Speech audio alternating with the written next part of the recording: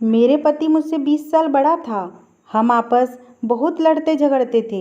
एक दिन मेरे पति को बीपी हाई हो गया और उन्हें लकवा मार गया। वह बिस्तर से लग गए। वह रात को रोता था और बार बार पुराने कमरे की ओर इशारा करता था। जब मैं पुराने कमरे में जाती तो अंदर कोई नहीं होता था। और फिर एक दिन मेरे पति की मौत हो गई और मेरे पति मर गए।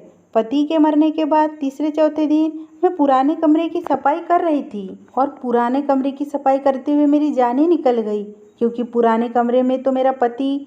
और कहते हैं कि जिंदगी सबके साथ एक न एक दिन इंसाफ जरूर करती है। कुछ लोगों के साथ इंसाफ हो जाता है और उनको पता भी नहीं होता। मैं भी उन्हीं लोगों में से थी। मेरा नाम रितिका है।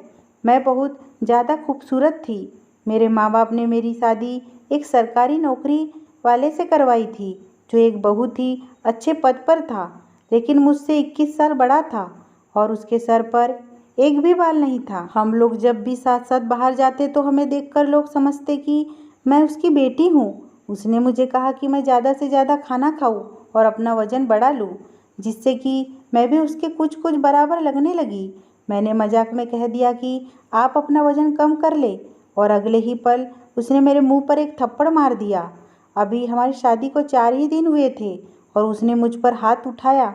उसने मुझे कितनी ज़ोर से थप्पड़ मारा कि मैं ज़मीन पर ही गिर गई थी। मैं हैरान रह गई कि मैं तो मजाक कर रही थी, इससे तो मुझे इतनी ज़ोर से मारा कि मैं ज़मीन पर जाकर गिरी। मुझसे कहने लगा, औरत हो, औरत बन के रहो। अगर मैं तुम्हारे लिए सब कुछ मैं ही करता हूँ और आगे से भी मुझे ही करना है, तुम्हें कोई भी हक नहीं पहुँचता कि तुम मेरा किसी भी हवाले से मजाक बनाओ। मैंने कहा कि मैं मजाक नहीं बना रही थी, लेकिन उसने इस बात का बहुत बुरा मान लिया और उसके बाद भी मुझे ताने देता रहा। रोज़ मेरे लिए ऐसी चीज़ें लाता कि जिसको खाने से मेरा वज़न बढ़ जाए।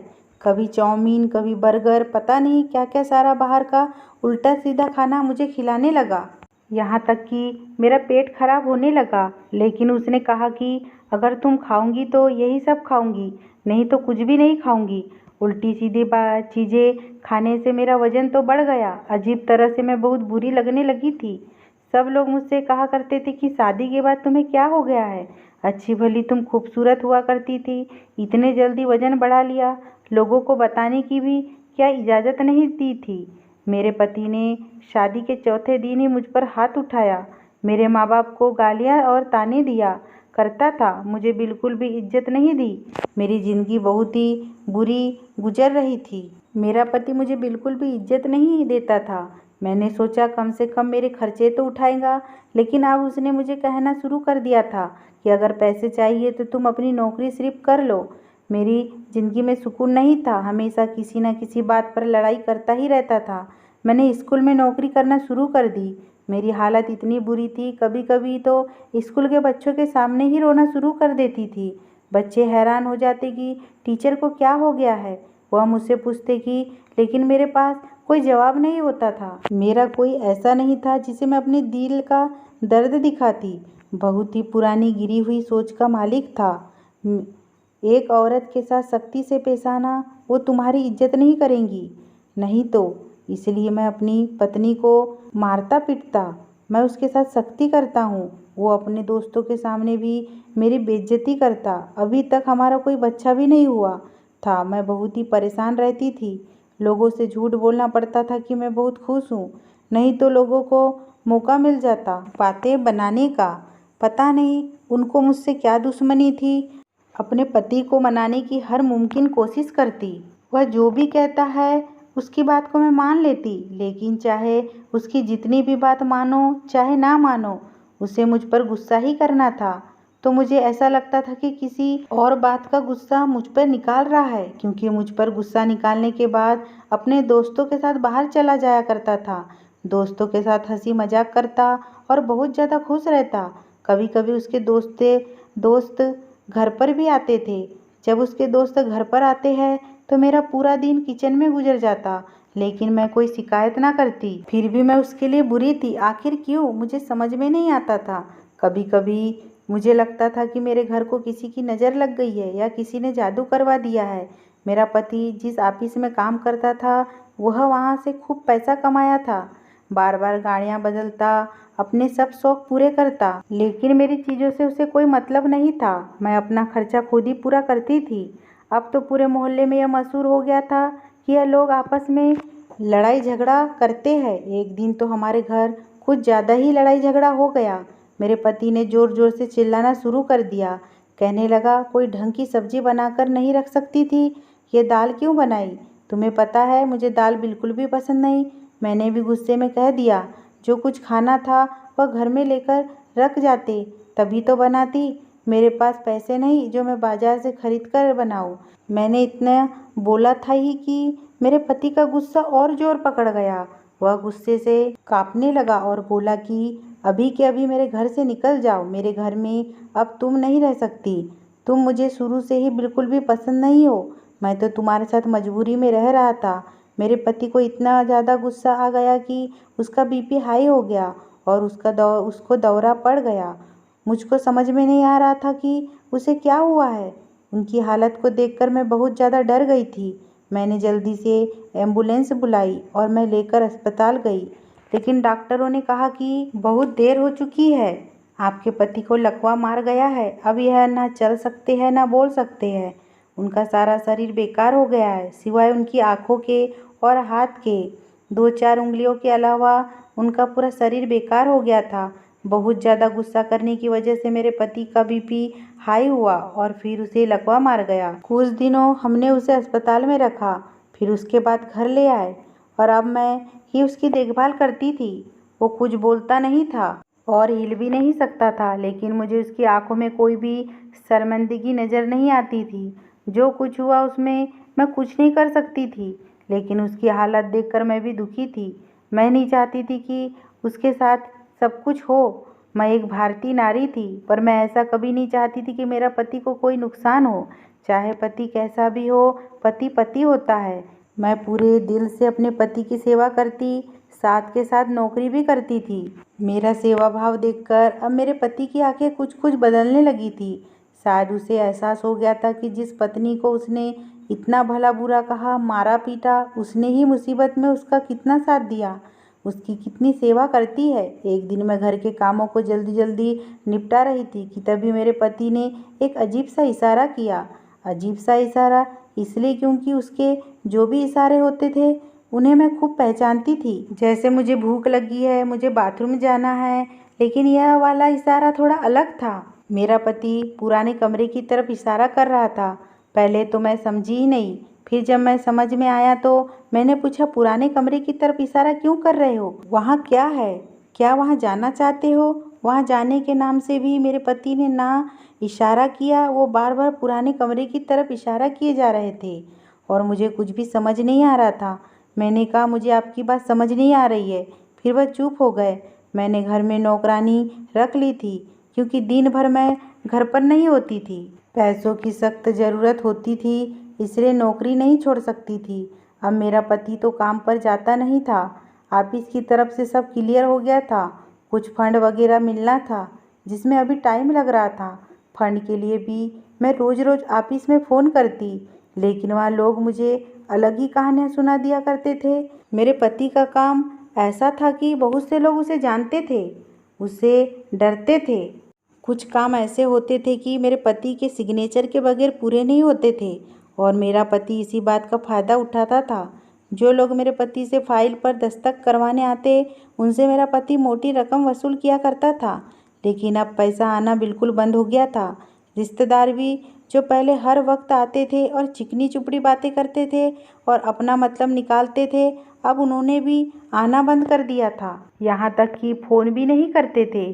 और इस बात का एहसास मेरे पति को हो गया था कि मुश्किल समय में पत्नी ही काम आ रही है। मेरा पति रोज़ पुराने कमरे की तरफ इशारा करता था और रोता। कभी कभी तो उसकी हालत देखकर मैं भी रोने लगती। हमारी शादी को अभी ज़्यादा समय नहीं हुआ था, अभी 3 ही साल हुए थे। हाँ, ये अलग बात है कि इन 3 सालों में उसने मुझे बहुत परेशान किया था, लेकिन मैंने उसे माफ़ कर दिया था क्योंकि भगवान ने उसको उसके किए की सज़ा दे दी थी। फिर मैं कौन होती थी उसे सज़ा देने वाली? लेकिन मैं अपने पति की इस बात से परेशान थी कि वो पुराने कमरे की तरफ बार बार इशारा क्यों करता है। उसके कहने पर मैं पुराने कमरे में जाके देखती, लेकिन मुझे वहाँ पर कुछ भी दिखाई नहीं देता था।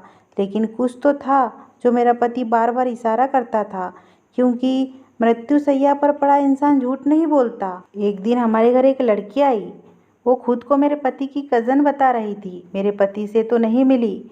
मुझे अजीब अजीब सी बातें कहने लगी कि जैसे बची हुई तनख्वाह कब मिलेंगी, फंड के पैसे कब मिलेंगे। मैंने कहा कि मुझे नहीं पता, मैं तो रोज़ फ़ोन करती हूँ, लेकिन वह लोग कोई ना कोई बहाना कर देते हैं। फिर कहने लगी कि वह पैसे तो बहुत सारे पैसे मिलेंगे, इतने सारे पैसों का क्या करूँगी।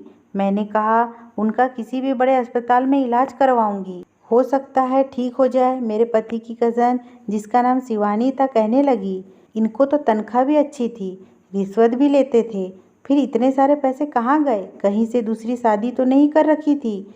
मैंने कहा मुझे नहीं पता, लेकिन मुझे तो वह पैसे नहीं दिया करते थे।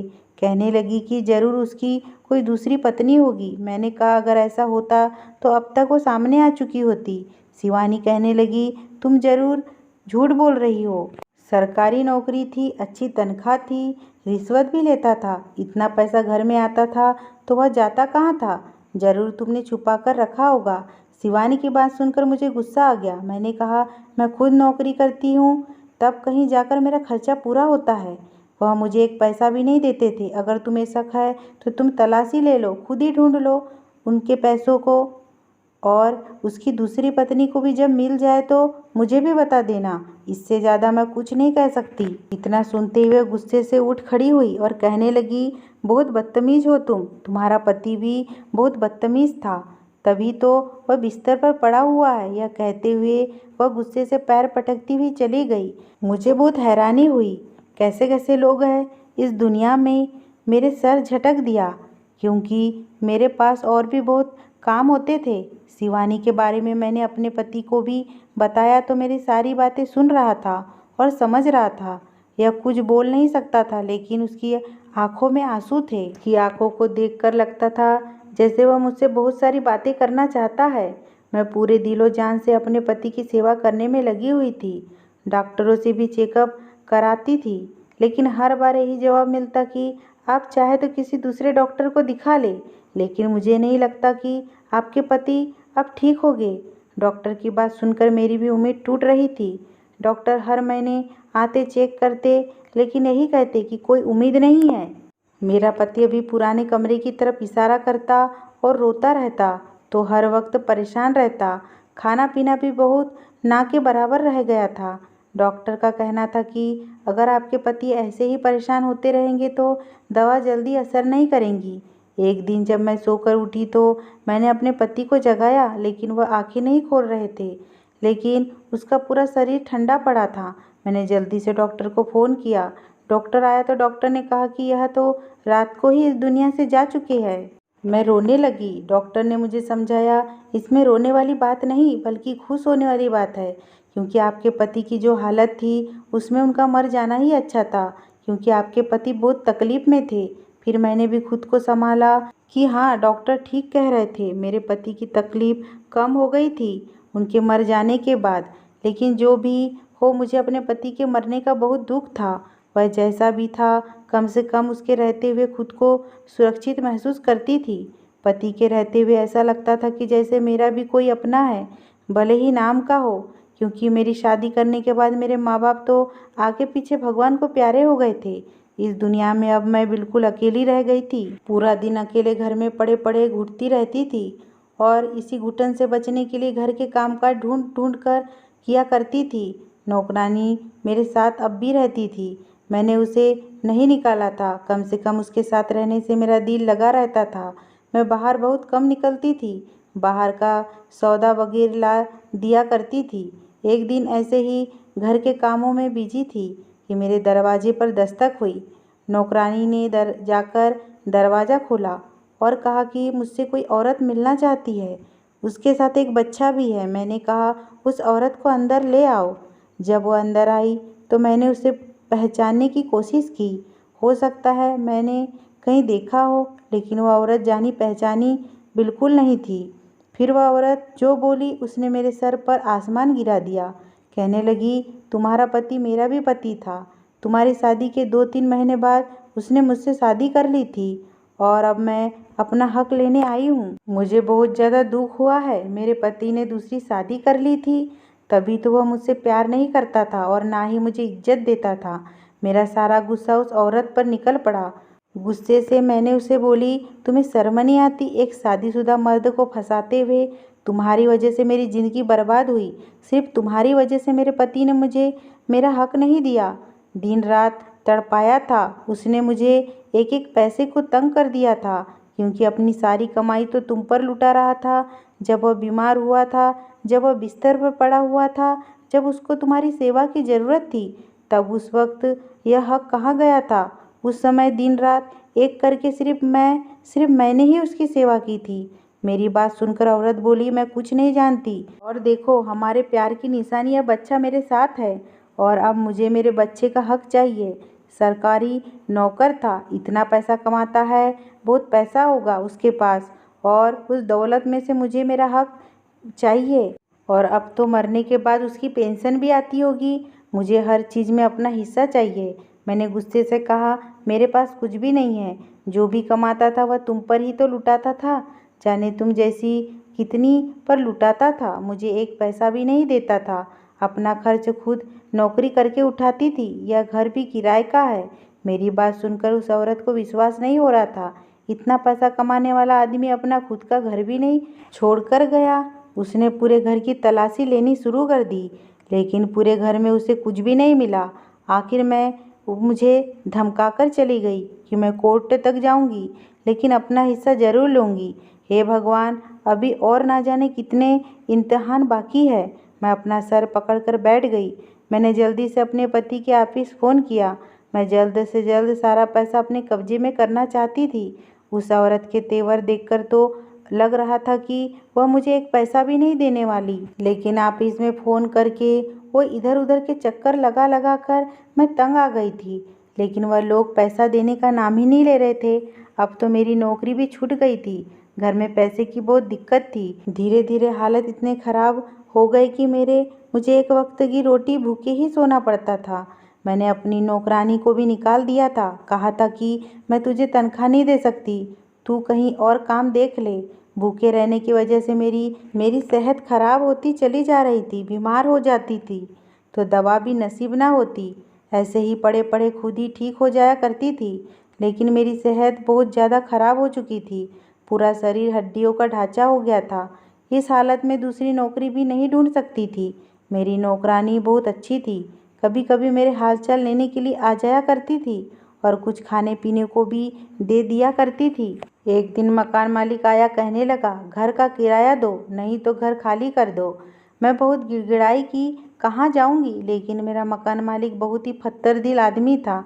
मैंने रोने का भी उस पर कुछ असर नहीं हुआ। धमकी देता हुआ जाने लगा, नहीं तो कल आकर सारा सामान घर से बाहर कर दूंगा, फेंक दूंगा। तभी कुछ सोचकर वह मेरे पास आया, कहने लगा, अगर तुम चाहो तो इस घर में रह सकती हो। वह भी बिना किराया दिए। मैं खुश हो गई कि चलो शायद मेरे मकान मालिक का पत्थर दिल पसीज गया, लेकिन उसका दिल पसीजा नहीं था, बल्कि उसके दिल में हवस भर गई थी। वह मेरे पास आया, मेरे कंधों पर हाथ रखकर हल्के से दबाते का मतलब समझ रही हो ना? अगर मेरी बात मान लेती हो तो बिना किराए दिए रह सकती हो। बस मेरी सारी बातें तुम्हें माननी पड़ेंगी। मेरे आंखों में आंसू आ गए। वह मुझे सोचने का टाइम देकर चला गया। अपने मरे हुए पति से शिकायत कर बैठी कि कम से कम अपना घर तो कर जाते, कम से कम अपनी इज्जत बचाकर तो घर में पड़ी रहती। लेकिन मैंने सोच लिया था कि चाहे कुछ भी हो जाए, मैं अपनी इज्जत दांव पर नहीं लगाऊंगी। मैंने उसी दिन घर का सारा सामान बेच दिया। सोचा था जो कुछ पैसा मिलेगा उसे घर का किराया चुका दूंगी और यहाँ से चली जाऊंगी। भले ही किसी के घर झाड़ू पोछा का काम करना पड़े, वह करके अपना पेट पाल लूँगी। घर का सारा बड़ा बड़ा सामान बेच दिया। छोटा मोटा सामान बच गया था, उसी को सेट करने में लगी हुई थी। यही सब काम करते करते पुराने कमरे में आ गई। मुझे अपने पति की बात याद आने लगी। इस पुराने कमरे में कुछ तो ऐसा था जो मेरा पति बार बार इधर इशारा करता था। मैं पूरे पुराने कमरे की तलाशी लेने लगी, लेकिन मुझे कुछ भी नहीं मिला। पुराने कमरे में एक पुराना मटका रखा हुआ था, पीतल का मटका था। सोचा कीमती होगा, इसे बेचकर पैसे मिल जाएंगे। यह सोचकर मैंने मटका उठाया कि तभी मटका मेरे हाथ से नीचे गिर गया। मटके के गिरने के नीचे फर्श पर लगी हुई टाइल टूट गई। टूटी हुई टाइल के नीचे मुझे एक संदूक दिखाई दिया। मैंने जल्दी जल्दी उस संदूक को बाहर निकाला। खोल कर देखा तो मेरी आंखें फटी की फटी रह गई। पूरा संदूक सोने चांदी के सिक्के और कीमती गहनों से भरा पड़ा था। संदूक का आधा हिस्सा गहनों और सिक्कों से भरा हुआ था और आधा हिस्सा नोटों से भरा हुआ था। अब सब देखकर तो मैं चकरा गई थी। मेरे पति की जिंदगी भर की कमाई इस संदूक में थी। सरकारी नौकरी करते थे और कम से कम नौकरी करते हुए 20 साल तो हो ही गए थे। इन सालों में जितना पैसा कमाया था सब जोड़ जोड़ कर इस संदूक में रखा था। अब मुझे समझ आया कि मेरे पति क्यों पुराने कमरे की तरफ इशारा करते थे। मरने से पहले शायद वह अपनी सारी दौलत मुझे दे देना चाहते थे। मरते समय मेरी सेवा देखकर शायद उनको यकीन हो गया था कि इस पूरी दुनिया में एक अकेली मैं उनसे सच्चे दिल से प्यार करती हूँ। मेरी आंखों में खुशी के आंसू आ गए। अपने पति को धन्यवाद दिया और उनकी आत्मा की शांति के लिए प्रार्थना की। जल्दी जल्दी सारा पैसा और गहना एक बैग में भरे। मैंने अपनी नौकरानी को बुलाया, घर का बचा हुआ सामान उसके हवाले किया, कुछ और पैसे भी दिए। मकान मालिक के आने से पहले मैं निकल जाना चाहती थी क्योंकि मुझे उस पर भरोसा नहीं था। वह मेरे साथ ज़बरदस्ती भी कर सकता था। मेरी नौकरानी हैरान थी, इतना पैसा मेरे पास कहाँ से आया। उसे लगा कि शायद मुझे मेरे पति के ऑफिस से पैसे मिल गए, लेकिन इन लोगों ने तो पैसे खा लिए थे। एक भी पैसा नहीं दिया था। कुछ ज़रूरी सामान और अपने पति का छोड़ा हुआ पैसा लेकर मैं दूसरे शहर आ गई। सबसे पहले मैंने वहाँ पर एक घर खरीदा और अब आज मेरे पास सब कुछ है, गाड़ी बंगला पैसा सब कुछ है। मेरी ज़िंदगी अब बहुत ही सुकून से गुजर रही थी। दूसरी शादी करना नहीं चाहती थी। हालांकि अभी मेरी उम्र बहुत कम है, 23 साल की उम्र हुई है, क्योंकि 20 साल की उम्र में ही मेरी माँ ने बाप ने शादी कर दी थी। लेकिन मैं दूसरी शादी नहीं करना चाहती। अपनी ज़िंदगी को अभी फ़िलहाल अपने तरीके से जीना चाहती हूँ। मैं बहुत ज़्यादा पढ़ी लिखी नहीं थी। 12वीं के बाद मैंने पढ़ाई छोड़ दी थी क्योंकि हमारे घर के हालत बहुत ख़राब थे और मैं आगे की पढ़ाई अफोर्ड नहीं कर सकती थी, इसलिए मजबूरी में पढ़ाई छोड़ना पड़ी थी। लेकिन आज जब मेरे पास पैसा है तो मैंने अपनी पढ़ाई पूरी करने की सोची। मैं अपने पैरों पर खड़े होना चाहती हूँ क्योंकि पैसे का कोई भरोसा नहीं, आज है कल नहीं। मैंने एक अच्छे से कॉलेज में एडमिशन लिया और अपनी पढ़ाई करने लगी। ज़िंदगी में बहुत दुख उठाए थे, लेकिन अब मेरी ज़िंदगी में कोई दुख नहीं था, बस एक खालीपन था। कोई अपना प्यार करने वाला नहीं था। कभी कभी दिल में ख्याल आता है, क्या मुझे मेरी ज़िंदगी में कोई सच्चा प्यार करने वाला साथी मिलेगा। पैसा पास हो तो मेरी सेहत भी सुधरने लगी और अब मैं पहले की तरह सुंदर हो गई थी। मेरे पैसे को देखकर और सुंदरता को देखकर ना जाने कितने लड़कों ने मेरी तरफ दोस्ती का हाथ बढ़ाया, लेकिन मुझे किसी में भी अपना सच्चा जीवन साथी नज़र नहीं आया। आपको क्या लगता है दोस्तों, क्या मुझे कोई सच्चा जीवन साथी मिलेगा जो मुझे सच्ची मोहब्बत दे? अगर ये स्टोरी आपको पसंद आई हो तो दोस्तों प्लीज़ मेरे चैनल को सब्सक्राइब कीजिए और लाइक कीजिए, कमेंट कीजिए। प्लीज़ प्लीज़ मुझे सपोर्ट कीजिए।